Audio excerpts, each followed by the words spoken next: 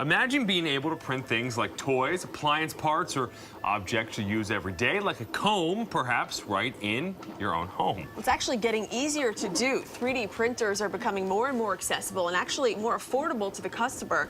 One national chain is actually now selling them. Tech expert Shelly Palmer is here this morning with more on this. Good morning to you. Good morning. How are you? So I've never actually seen one of these in person. What are we looking at here? What you're looking at, this is MakerBot's Replicator Mini, and this is an entry-level 3D printer, which is a terrible name for something spectacularly interesting.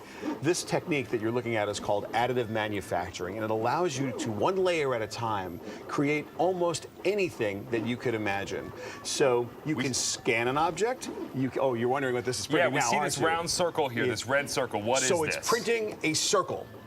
I'm just kidding, it's not. When this is all done in about 2 hours, this is going to be a collar for a coffee cup like you get at Starbucks. Like a sleeve. Like the little sleeve to help you not burn your hand when you hold a cup of coffee. Okay. Now, you may not think that is the most brilliant thing you could do with a 3D printer or an additive manufacturing tool, but trust me when I tell you, the first thing you're going to want to do is understand that this is not to make stuff you already know. You mentioned combs and replacement parts. Sure, that's the easy stuff. But what about new action figures? What about new home crafts, new jewelry, things no one's ever imagined? You can either take files that exist, you can create files using 3D software that comes with the MakerBot, or that you can use that's traditional 3D software like Autodesk.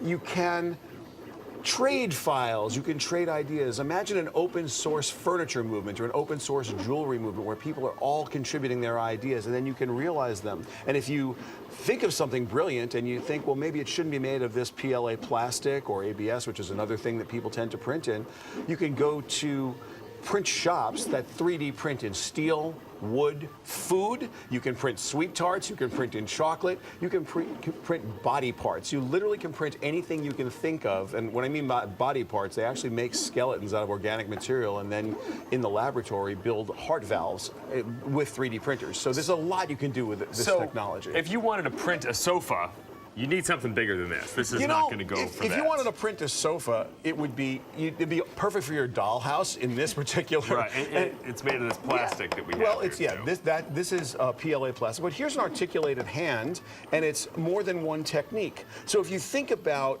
using this as a tool as opposed to the entire manufacturing process, now, for example, you could print in a resin and then make a mold around it and pour molten metal like silver or gold in and make jewelry. So there's all kinds of different ways you can think about manufacturing with a 3D printer. It's not, and this, of course, required some assembly required and a few strings, but when you're done, you actually made an articulated hand. And if you look online, you'll see some fantastic stories about prosthetic devices and other articulated prostheses that have been manufactured in 3D printing. So this product is actually being sold at Home Depot. What's the price? So this you're looking at $13.75. It's at Home Depot, the Home Depot on 23rd Street and on 59th Street.